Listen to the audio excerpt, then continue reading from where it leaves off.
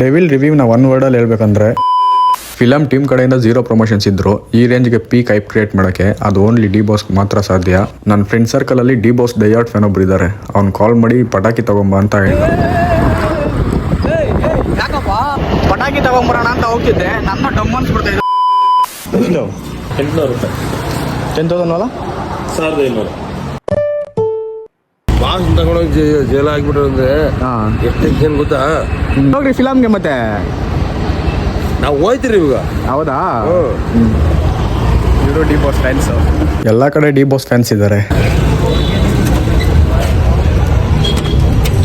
ಏಮ್ರ D boss fan ಇಟ್ಲಾರ ವಿಶೇಷ ಇದೆ. ಫ್ಯಾನಪ್ಪ ಅವನು. ಫ್ಯಾನ್ ಅಥವಾ ಟಿಕೆಟ್ ತಗೋತಾ ಇದೆಯಾ ನೀನು?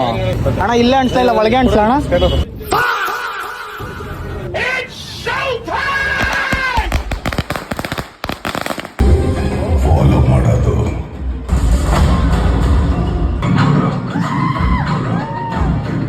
ಮೂವಿ ನೋಡಿದ್ಮೇಲೆ ನನ್ನ ಎಕ್ಸ್ಪೀರಿಯನ್ಸ್ ಹೇಳೋದಾದ್ರೆ ಇದು ಡಿ ಬಾಸ್ದು 1 ಮ್ಯಾನ್ ಶೋ. ಮತ್ತೆ ಲೆಂತ್ ಸ್ವಲ್ಪ ಜಾಸ್ತಿ ಆಯಿತು. ಕ್ಲೈಮ್ಯಾಕ್ಸ್ ಇನ್ನು ಸ್ವಲ್ಪ ಚೆನ್ನಾಗಿ ಮಾಡ್ಬೋದಿತ್ತು. ಹರಿಬರಿಯಾಗಿ ಎಂಡ್ ಮಾಡ್ಬಿಟ್ಟಿದ್ದಾರೆ ಅಂತ ಅನಿಸ್ತು. ಇಂಟರ್ವಲ್ ಅಲ್ಲಿ ತಗೊಂಡಿರೋ ಒಂದು ಚಿಪ್ಸ್ ಮಿಕ್ಕೋಗಿತ್ತು. ಸಂಜೆ ಸ್ಟಫ್